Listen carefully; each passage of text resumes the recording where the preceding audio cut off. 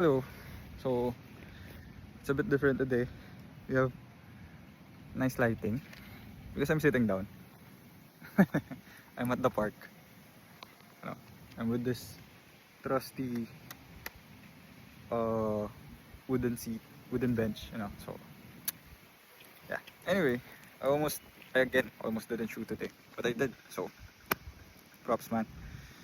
And I guess I just wanted to say today, what's my topic for today? My topic for today would be, I guess this is my second week of doing this, and man, the first week is excitement. It's pretty exciting because it's something new and it's something challenging. But now I'm past that. So now I'm on my second week, and dude, what do you call this? The doubts start to creep in a way.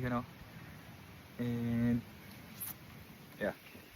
So I've been thinking to myself, like, is this worth it? Is what I'm doing uh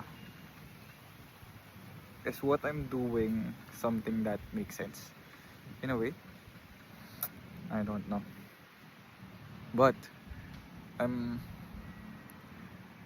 the thing is, I don't know. But I'm sure that I'll know if I keep going through it.